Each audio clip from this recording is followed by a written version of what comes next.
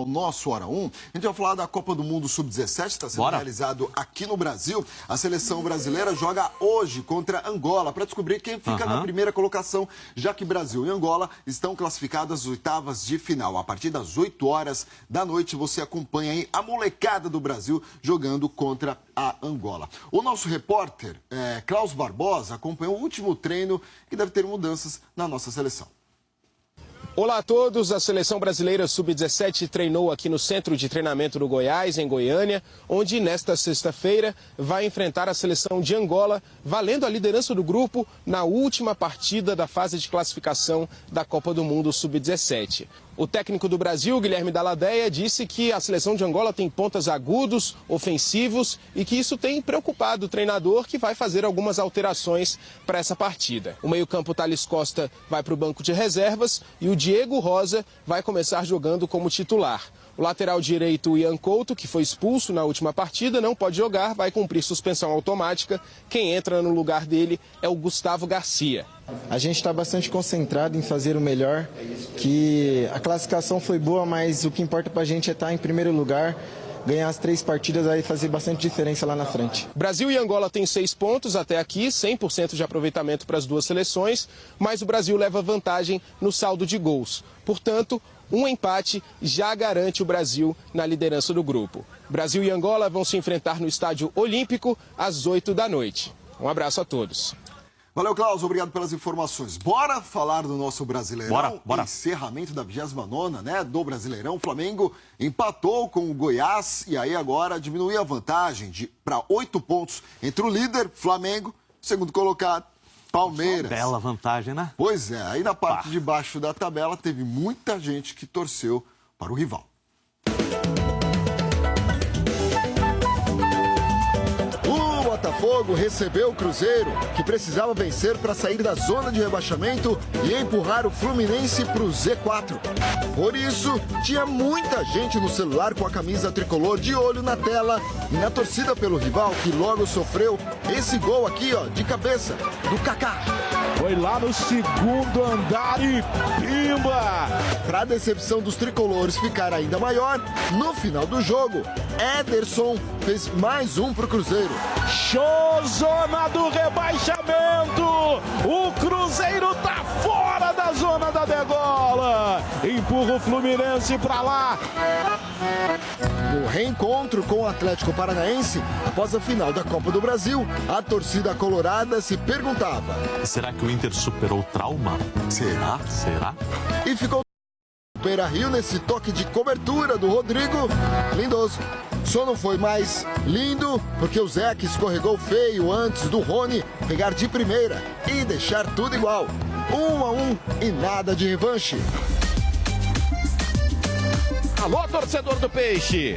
E o Peixe até pode parecer encalhado em terceiro lugar no Brasileirão, bem distante da liderança e longe de sair do G4.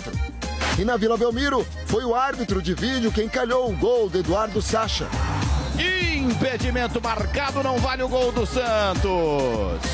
Só quando o Marinho foi derrubado por Juninho dentro da área que o Santos teve esse pênalti aqui, ó, bem cobrado pelo uruguaio Carlos Sanches.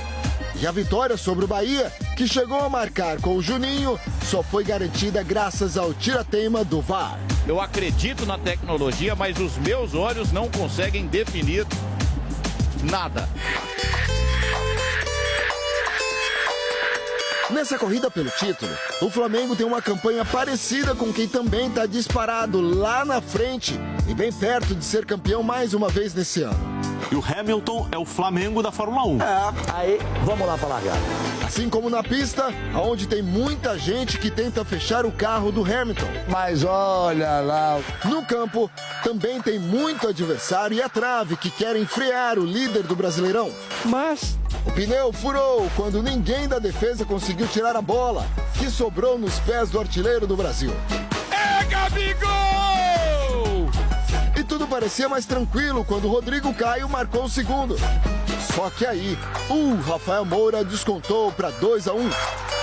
Depois, o atacante quase empatou nesse lance, em que o Pablo Mari salvou e o goleiro César acabou expulso por esse pontapé em Iago Felipe.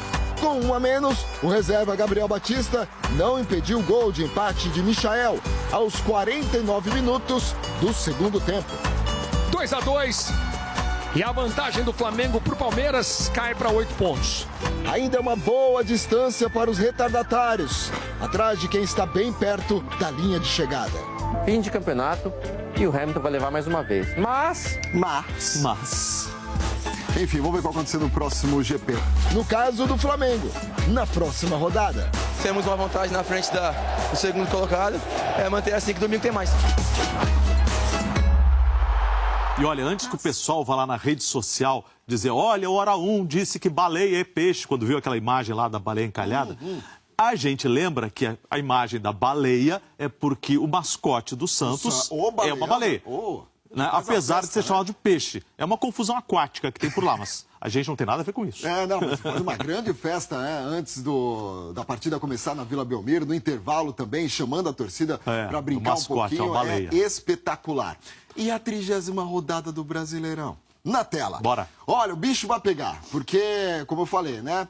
Os outros torcedores, tem o Flamengo e os outros torcedores, os outros times, a torcida do dizem que ainda temos Campeonato Brasileiro. E temos mesmo. Bora. Nós temos aí às 5 horas da tarde Fortaleza enfrentando o Atlético Mineiro. Às 7 da noite, o Palmeiras, que tem essa vantagem, né, que diminuiu essa vantagem para 8 pontos, enfrenta o Ceará. O Palmeiras na briga ali com o Flamengo, que está lá em cima. O Fluminense enfrenta o Vasco, um clássico carioca, né? E a Chapecoense recebe o São Paulo às 9 horas da noite, no sábado, pela 30ª rodada do Campeonato Brasileiro. Aí no domingo... Opa!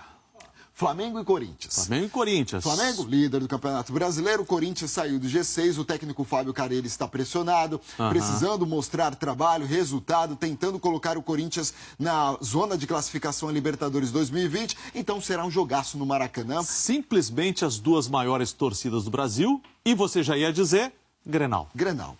Domingão, hein?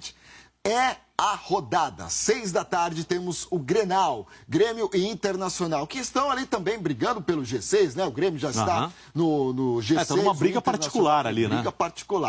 Briga particular pelo Campeonato Brasileiro e a outra briga pela história lá, do Grenal. Atlético Paranaense enfrentando o CSA a partir das 6 horas da tarde. E aí na outra tela, a gente mostra os jogos da noite. O Cruzeiro enfrentando o Bahia, o Santos tem o Botafogo, né? Esse confronto das 7 da noite. E 7h30, Goiás e Avaí pela 30ª rodada do nosso Campeonato Brasileiro. Tá bem? Beleza. O senhor... Diga. Sempre está pedindo o pessoal de casa mandar alguns vídeos. Porque é verdade. A gente fala muito de futebol, a gente destaca, mas e as outras modalidades? E os outros esportes que você pratica, sua filha pratica, a família inteira?